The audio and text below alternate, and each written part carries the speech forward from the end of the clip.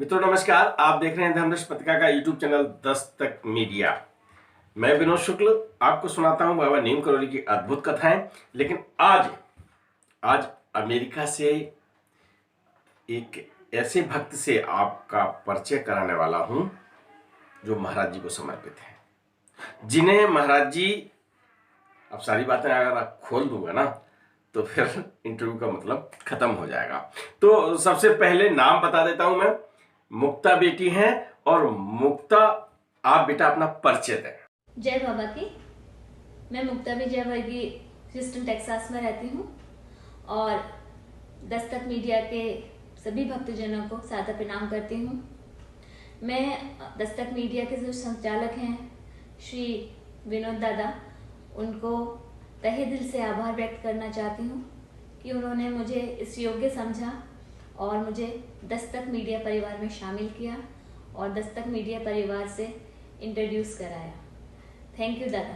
मुक्ता जी, मैंने सुना है कि अमेरिका में आपसे महाराज जी की मुलाकात हुई है, सच है ना? अगर सच है तो बताइए क्या घटना हुई थी। जी बिल्कुल, आपने बिल्कुल सही सुना है। हुआ क्या, जब मैं नई नई बाबा से जुड़ी थी तो मुझे ऐसा लगता था कहीं से भी बाबा के दर्शन हो जाए, कैसे भी हो जाए। मैं रोज मांगती थी बाबा से, जैसे मैंने आपको बताया कि मैंने तस्वीर निकाल ली थी, रोज बाबा के सामने बैठ कर प्रार्थना करती थी कि बाबा एक बार दर्शन दे दो प्लीज, बाबा आपके साक्षात दर्शन दे दो, कंबल में उड़े या फिर सपने में दे दो, ऐसे बोलती रहती थी। और इसी दौरान जैसे कि मैंने बताया, मेरी फैमिली में भी बाबा के बारे में कोई नहीं जानता था, लेकिन मेरी जो माँ हैं वो बहुत पूजा पाठ करती हैं, काफ़ी उनको भी आध्यात्म में काफ़ी इंटरेस्ट है। तो मैंने उनको बाबा के बारे में बात बताई तो उनको भी धीरे धीरे बाबा से थोड़ा लगाव होने लगा। फिर बाबा ने मैंने उनको बाबा के भक्तों ने जो फेसबुक ग्रुप्स खोले हुए हैं फिर वो भी लाइक करने को भेजा। तो माँ ने मेरी एक फेसबुक पेज लाइक किया और जब एक आध दिन ही हुआ था उनको, तो उन्होंने देखा कि किसी ने पोस्ट किया था कि जब तुम हमको बुलाओगे तो हम तुम्हारे घर भी ज़रूर आएंगे। तो पता नहीं उस पोस्ट को पढ़ के एकदम से मेरी माँ के मन में विचार आया कि अगर आप इतने ही साधु महात्मा संत हैं तो हमें भी दर्शन दो, मतलब मेरी माँ को भी दर्शन थे। और हुआ क्या कि उसी रात जब वो सोई तो उनको एक सपना आया। उन्होंने मुझे बाद में बताया ये चीज़ कि वो मेरे घर, मतलब वैसे मेरी माँ इंडिया में ग्वालियर में रहती हैं, मेरे माता पिता, लेकिन उनको सपना आया कि वो मेरे घर इधर अमेरिका में आई हुई हैं और मेरे घर का जो मेन गेट है वो खुला हुआ है और वहाँ से कोई बहुत थोड़ा हैवी शरीर, थोड़े मोटे तगड़े से एक बाबा मेरे घर के अंदर घुसते चले आ रहे हैं और उन्होंने ऐसी वाइट धोती सी लपेटी हुई है। तो मेरी माँ मुझसे बोल रही है कि मेरे को आवाज़, सपने में आवाज़ लगा रही है मेरे को और मेरे बेटे को कि अरे मुक्ता देखो तो सही, ये तुम्हारे घर में कौन बाबा घुसे चले आ रहे हैं। और इतना ही होता है और उनका सपना टूट जाता है। तो देखा उन्होंने सुबह के 4 बजे थे शायद। फिर मेरी जब उनसे एक आध दिन बाद शायद बात हुई फ़ोन पे, तो उन्होंने मुझे अपने सपने के बारे में बताया। तो मैंने अपनी माँ से कहा कि माँ आप तो कितनी भाग्यशाली हो, आपको बस बाबा को कनेक्ट हुए 2-3 दिन ही शायद हुए हैं और बाबा ने आपको सपने में दर्शन भी दे दिए। और मैं बाबा से इतने महीनों से इतनी प्रार्थना कर रही हूँ कि बाबा मुझे दर्शन दे दो, दर्शन दे दो, कैसे भी दे दो, लेकिन बाबा ने मुझे तो दर्शन नहीं दिए। फिर मैंने कहा कि चलिए अब अच्छा है, आप ही के बहाने मुझे ये सपने में ही समझ में आया कि बाबा मेरे घर आ रहे हैं या मेरे घर आ चुके हैं एक्चुअली में।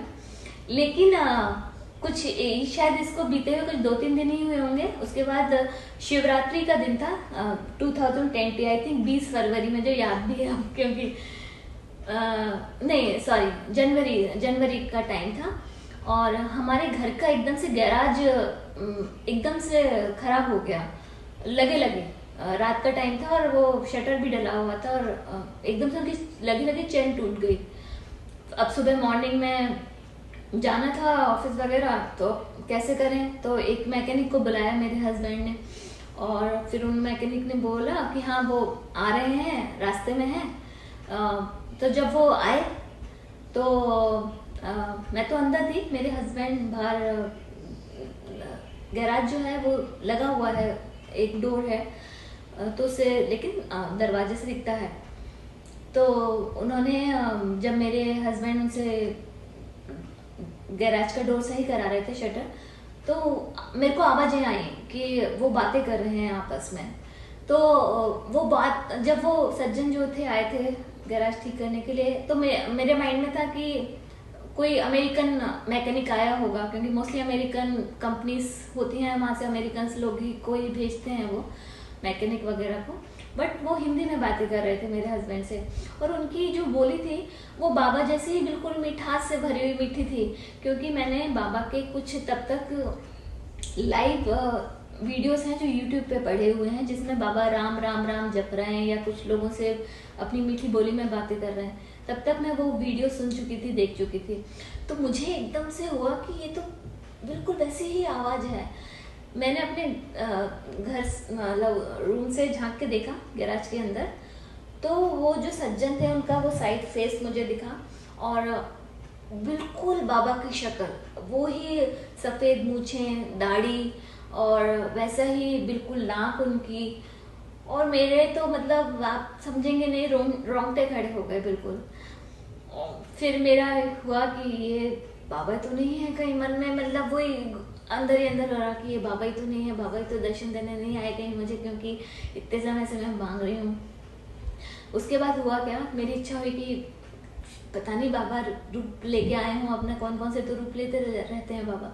तो मेरी इच्छा हुई कि बाबा को मतलब उनको कुछ प्रसाद ऑफर किया जाए, कुछ खाने के लिए या पीने के लिए। बट मेरे को बहुत हेसिटेशन फील हो रहा था कि ऐसे कैसे मैं मैकेनिक हैं और कैसे पूछ लूँ किसी खाने पीने के लिए। तो फिर भी मैंने हिम्मत करके पूछा कि पानी पियेंगे। हालांकि उस समय बहुत ठंड थी और वो भारी काम कर रहे थे, तो ऐसे में पानी पूछना इस लाइक थोड़ा सा ऑकवर्ड भी था। बट मेरे मन में आया कि कम से कम पानी का तो पूछ लूँ। तो मैंने उनसे पूछा कि आप पानी पियेंगे, और उन्होंने बोला हाँ, मुझे पानी पिला दो। मुझे इतना अच्छा लगा कि चलिए कम से कम पानी तो, मैं अगर बाबा हुए तो मैं पानी तो पिला सकूंगी अपने हाथ से, क्योंकि मेरे को बड़ा हेसिटेशन हो रहा था कि कुछ खाने के लिए कैसे पूछूं किसी अमेरिकन में उससे। उसके बाद उन्होंने अपना काम वाम किया।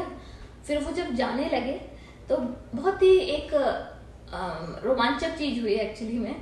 मैं और मेरे हस्बैंड साइड में खड़े थे, तो मेरे हस्बैंड से तो बोलते हैं कि okay thank you sir, good bye, और मुझसे बोलते हैं जय श्री राम। मुझे इतना आश्चर्य हुआ, क्योंकि जनरली यहाँ पे जो रिवाज है जैसे कि okay goodbye ma'am, goodbye sir, और thank you ma'am, thank you sir. But वो मेरे हस्बैंड जो साथ में खड़े हैं उनसे तो गुड बाय सर और थैंक यू करके हैं, और मेरी तरफ देख के बोलते हैं जय श्री राम। तो मेरे मन में तो मतलब मैं तो कुछ बोली नहीं भाई, मेरे को तो समझ में नहीं आ रहा था कि क्या चल क्या रहा है। तो उसके बाद जब वो चले गए तो और भी बड़ी रोमांचक चीज हुई। मैंने अपने हस्बैंड से पूछा ये कौन थे, इंडिया में कहाँ से थे जो इतनी अच्छी हिंदी बोल रहे थे। तो वो मेरे हस्बैंड बोलते हैं कि नहीं, उनसे जब वो बातें कर रहे थे तो उन्होंने बातों बातों में बताया कि वो कोई पाकिस्तानी है और वो कोई मुस्लिम थे, मुस्लिम नाम उन्होंने बताया, और पाकिस्तान से हैं। अब तो मतलब मेरे मन में इतनी श्रद्धा बढ़ गई कि पाकिस्तान से कोई इंसान होते हुए आएगा और वो जय श्री राम भी बोलेगा, और मतलब उसके लिए तो ठीक है थैंक यू, जैसे उसने सर को बोला थैंक यू मैम बोल के भी जा सकते थे। तो मेरे को तो ये हुआ कि आप बाजी बाबा ने ही दर्शन दिए हैं, बाबा ही आए थे, बाबा ने पूरा जय श्री राम करके। आपने बिल्कुल ठीक कहा, लेकिन एक बात और बताइए, आपकी पश्चिमी आबो हवा जैसा भी है, आप बिल्कुल भारतीय मूल की हैं, लेकिन पश्चिमी आबो हवा में भारतीय संस्कृति को आप कैसे जिंदा किए हुए हैं? दादा ये आपने बहुत ही अच्छा प्रश्न किया। मेरे अनुसार तो भारतीय कहीं भी रहें लेकिन भारत उनके दिल में बसता है। तो यही है कि हम भारत से इतने दूर हैं लेकिन भारत का हर पल हम जीते हैं, यहाँ पे भी जीते हैं। हर फेस्टिवल, हर इवेंट्स जो भारत में रहते हैं जिस समय हम भी यहाँ पे सेलिब्रेट करते हैं। जैसे अभी 9 दुर्गे चल रहे हैं तो हम लोग भी यहाँ पे 9 दुर्गे मना रहे हैं। अभी तो पेंडेमिक है तो घर में ही सेलिब्रेट कर रहे हैं, नहीं तो यहाँ पे बड़े लेवल पर भी मंदिरों में और सार्वजनिक स्थलों पे इवेंट होते हैं जहाँ पे सभी अपने बाहर के लोग मिलते हैं, साथ में मिलकर सेलिब्रेट करते हैं। और चूंकि शायद हम लोग देश से, अपने परिवार से, अपने धरती माँ से दूर हैं, तो हम उस चीज़ को शायद ज़्यादा मिस करते हैं। तो जब हम लोग मिलते हैं, सेलिब्रेट करते हैं, जैसे होली है, दिवाली है, या गणेश चतुर्थी है, शिवरात्रि है, तो हम उसको और भी ज़्यादा उत्साहपूर्वक सेलिब्रेट करते हैं। और ये भी ख्याल रखते हैं कि जो हमारे नेक्स्ट जनरेशन है, हमारे बच्चे हैं, वो सब इन सब चीज़ों से कनेक्ट रहें। और इसीलिए मेरा बेटा जो है वो अभी 11 साल का है, 12 साल का, सॉरी। लेकिन मैंने उसको हमेशा से पूरी जो अपने संस्कृति है, कल्चर है, उस रूट से कनेक्ट रखा है। उसको सब गायत्री मंत्र याद है, उसको अपना हनुमान चालीसा के दोहे याद हैं। और शुरुआत से, बचपन से ही, चूंकि वो प्ले करने में भी इंटरेस्टेड रहता था, तो हमारे यहाँ पर जो इवेंट्स होते हैं, जैसे कि जब नौ दुर्गा आता है, तो दिवाली के टाइम पे रामलीला का आयोजन किया जाता है, तो मेरा बेटा उसमें पार्टिसिपेट करता था। अभी भी करता है, पहले भी करता था, बचपन से ही करता आ रहा है। तो उसको सब पता है कि ये दिवाली क्यों मना रहे हैं, दशहरा क्यों मना रहे हैं। गणेश चतुर्थी आई तो उसने गणेश जी का रोल किया, लिटिल गणेशा का। तो उसको ये पता है कि गणेश जी कौन है, उनके माता पिता कौन है, शंकर जी, पार्वती जी। गणेश जी की पूरी उसको स्टोरी पता है कि उनका ये फेस ऐसा क्यों है। तो इस प्रकार से हम लोग ट्राई करते हैं कि अपने बच्चों को भी अपनी भारतीय संस्कृति से कनेक्ट करें। और जो संस्कार हमारे माता पिता ने हमको दिए हैं, तो चाहे हम अपने भारत से दूर हैं, देश से दूर हैं, लेकिन हम चाहते हैं कि हमारे बच्चे भी उससे कनेक्टेड रहें और जनरेशन टू जनरेशन ये सिलसिला यूं ही चलता रहे। दूसरी बात ये भी है कि जैसे मैंने अपने स्पेशली बच्चे पे ये रखा है कि हम लोग हिंदी में ही घर में बात करते हैं, ताकि वो जैसे उसके ग्रैंड पेरेंट जो हैं वो इंडिया में हैं, नाना नानी, दादा दादी, तो उनसे वो कटे नहीं, वो बॉन्डिंग उनकी टूटे नहीं। क्योंकि मोस्टली यहाँ पे थोड़े से हमने देखा है परिवार में, अगर बच्चे इंग्लिश बोलना चालू कर देते हैं, फिर वो हिंदी बोलने में हेसिटेट करते हैं।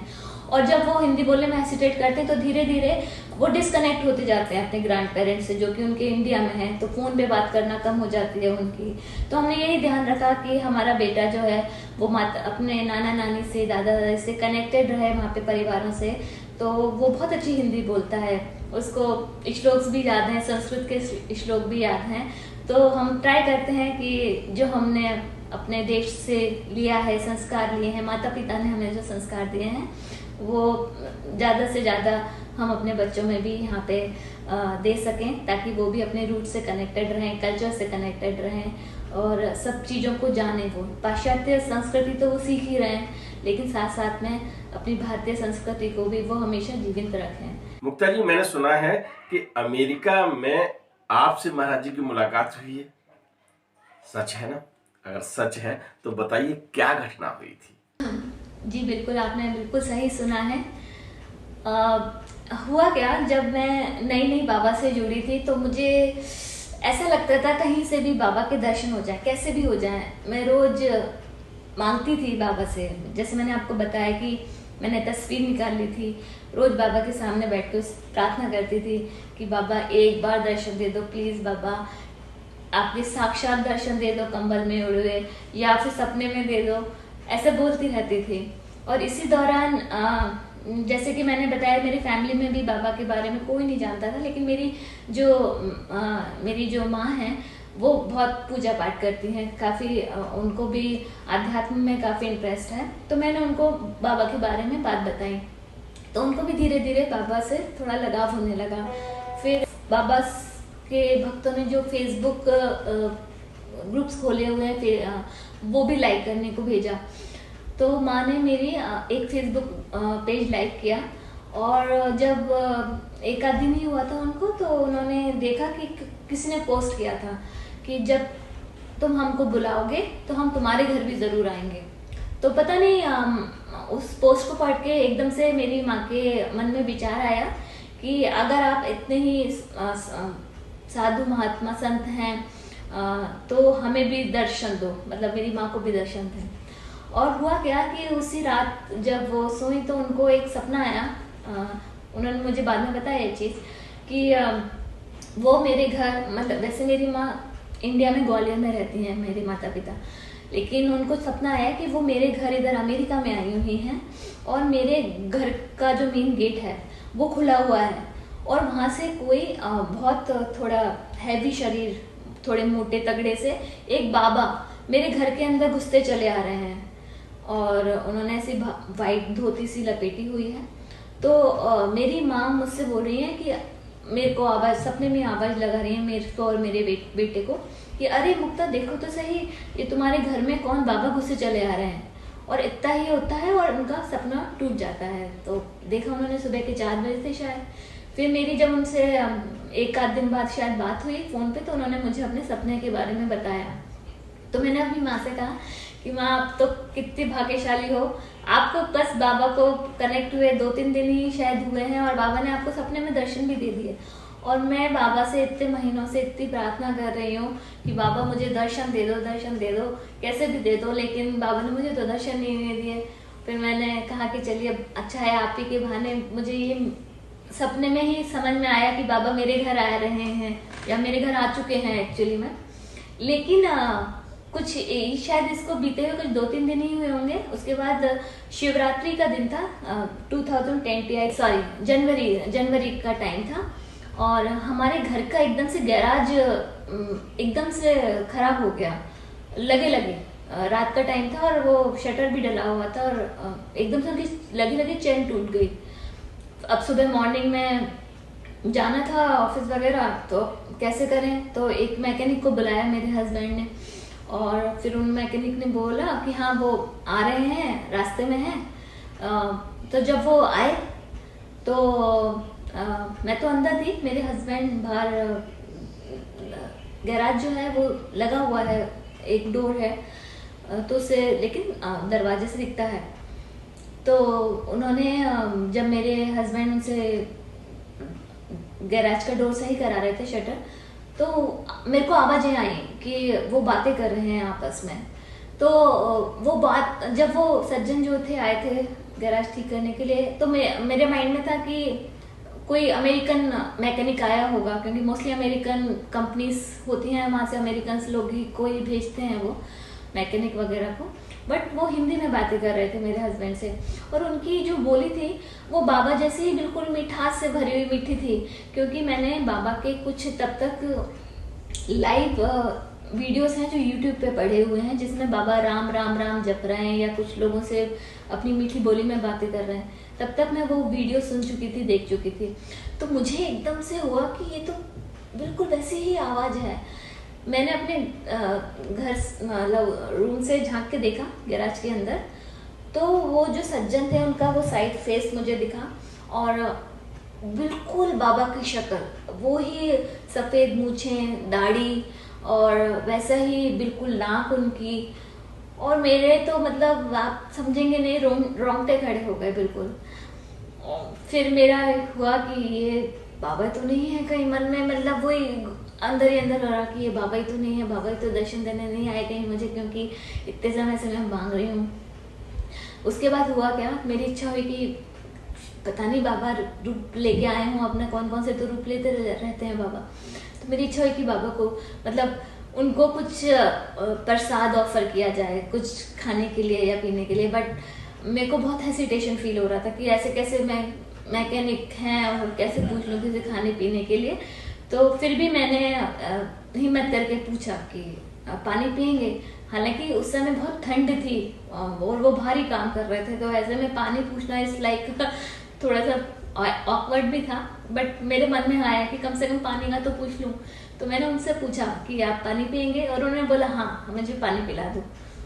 मुझे इतना अच्छा लगा कि चलिए कम से कम पानी तो, मैं अगर बाबा हुए तो मैं पानी तो पिला सकूंगी अपने हाथ से, क्योंकि मेरे को बड़ा हेसिटेशन हो रहा था कि कुछ खाने के लिए कैसे पूछूं किसी अमेरिकन में उससे। उसके बाद उन्होंने अपना काम वाम किया। फिर वो जब जाने लगे तो बहुत ही एक रोमांचक चीज़ हुई एक्चुअली में। मैं और मेरे हस्बैंड साइड में खड़े थे, तो मेरे हस्बैंड से तो बोलते हैं कि okay thank you sir, good bye, और मुझसे बोलते हैं जय श्री राम। मुझे इतना आश्चर्य हुआ क्योंकि जनरली यहाँ पे जो रिवाज है जैसे कि okay goodbye ma'am, goodbye sir, और thank you ma'am, thank you sir, but वो मेरे हस्बैंड जो साथ में खड़े हैं उनसे तो गुड बाय सर और थैंक यू करके हैं, और मेरी तरफ देख के बोलते हैं जय श्री राम। तो मेरे मन में तो मतलब मैं तो कुछ बोल ही नहीं पाई, मेरे को तो समझ में नहीं आ रहा था कि क्या चल क्या रहा है। तो उसके बाद जब वो चले गए तो और भी बड़ी रोमांचक चीज हुई। मैंने अपने हस्बैंड से पूछा ये कौन थे, इंडिया में कहाँ से थे जो इतनी अच्छी हिंदी बोल रहे थे। तो वो मेरे हस्बैंड बोलते हैं कि नहीं, उनसे जब वो बातें कर रहे थे तो उन्होंने बातों बातों में बताया कि वो कोई पाकिस्तानी है और वो कोई मुस्लिम थे, मुस्लिम नाम उन्होंने बताया, और पाकिस्तान से हैं। अब तो मतलब मेरे मन में इतनी श्रद्धा बढ़ गई कि पाकिस्तान से कोई इंसान होते हुए आएगा और वो जय श्री राम भी बोलेगा, और मतलब उसके लिए तो ठीक है थैंक यू, जैसे उसने सर को बोला थैंक यू मैम बोल के भी जा सकते थे। तो मेरे को तो ये हुआ कि अब बाजी बाबा ने ही दर्शन दिए हैं, बाबा ही आए थे, बाबा ने पूरा जय श्री राम करके मेरे पास उन्होंने। हमने सुना है मुक्ता जी आप गाती बहुत अच्छा है। दादा ये आप लोगों का सबका स्नेह है और बाबा का आशीर्वाद है, वरना मेरे में ऐसा कुछ नहीं है। मैंने ना तो संगीत को सीखा है, जो भी भाव और श्रद्धा मन से निकलता है बस वो गाने में परिवर्तित हो जाता है, और शायद बाबा का आशीर्वाद है कि बाबा के भक्तजनों को अच्छा लगता है, वो उनके हृदय तक पहुंचता है। और यही मेरे लिए सबसे बड़ी उपलब्धि है कि जब मैं गाती हूँ तो मैं तो बाबा के लिए गाती हूँ, मुझे बाबा को सुनाना होता है और इस बहाने से मैं बाबा से कनेक्ट हो पाती हूँ। लेकिन अगर उस भजन को सुन के बाबा के और भक्त भी आनंद की अनुभूति करते हैं तो ये मेरे लिए परम सौभाग्य की बात है। चलिए आपको जो बहुत पसंद हो किसी फिल्म की लाइनें सुनाइए हमारे दर्शकों को। अपना फेवरेट मनपसंद फिल्म का ही गाना सुनाऊंगी, लेकिन वो भी थोड़ा भक्ति ही है, भक्ति उसमें ही है, तो शायद आपको भी पसंद आएगा। ईश्वर सत्य है, सत्य ही शिव है, शिव ही सुंदर है। जागो उठ कर देखो, जीवन ज्योत उजागर है। सत्यम शिवम सुंदरम, सत्यम शिवम सुंदरम, सत्यम शिवम सुंदरम, सुंदरम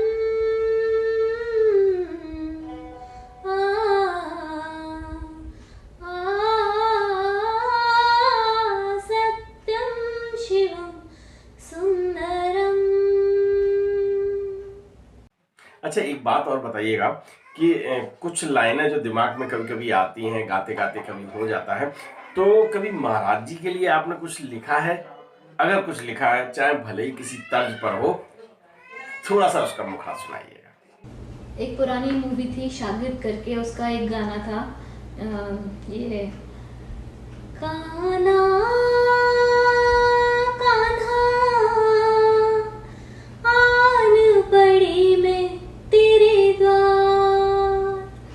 तो मेरे को बाबा के लिए भाव आए तो मैंने बाबा के लिए इस तर्ज पे गाना बनाया। बाबा बाबा दे दो दरस एक बार, बाबा बाबा दे दो दरस एक बार। तुम सुन लो मेरी पुकार,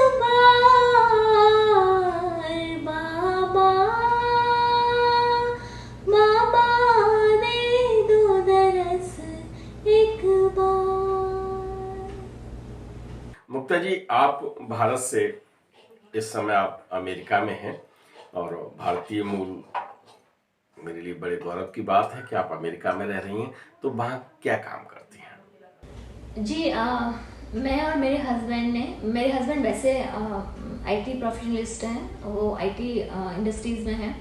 लेकिन उसके अलावा मैंने और मेरे हस्बैंड ने यहाँ पे हम एक छोटी सी टीम है हम लोगों की, और इंडिया में भी है डेवलपर टीम। तो हम सब ने मिलकर एक वेबसाइट खोली है जो कि मोस्टली अपने प्रॉपरली इंडियंस लोगों के लिए है। उसमें जैसे जो इंडियंस आते हैं, यूएस आते हैं, उनको क्या क्या ज़रूरतें होती हैं, क्या क्या प्रॉब्लम्स फेस करनी पड़ती हैं। जैसे हम लोग जब इंडिया से आए थे तो हमको था कि कहाँ पे इंडियन रेस्टोरेंट्स हैं जहाँ पे इंडियंस खाना मिलता हो, कहाँ पे इंडियन ग्रॉसरी स्टोर्स हैं, या टेम्पल्स कहाँ पर हैं जहाँ पर हम कभी पूजा वगैरह के लिए जा सकें, या कौन सी कम्युनिटीज़ अच्छी हैं अपने बच्चों के लिए, कौन से स्कूल्स अच्छे हैं। ये सब चीज़ों की बहुत इन्फॉर्मेशन की ज़रूरत पड़ती है। तो हम लोगों के मन में एक विचार आया कि क्यों ना हम खुद एक ऐसा प्लेटफॉर्म प्रोवाइड करें जहाँ पे ये सारी इन्फॉर्मेशन हो, जो भी जिसको जो चीज़ की ज़रूरत हो वो उस जगह पर आए और उसको वो इन्फॉर्मेशन मिल जाए। तो हम लोगों ने इस आइडिया को इम्प्लीमेंट किया और एक हमने वेबसाइट खोली, हम तुम देसी।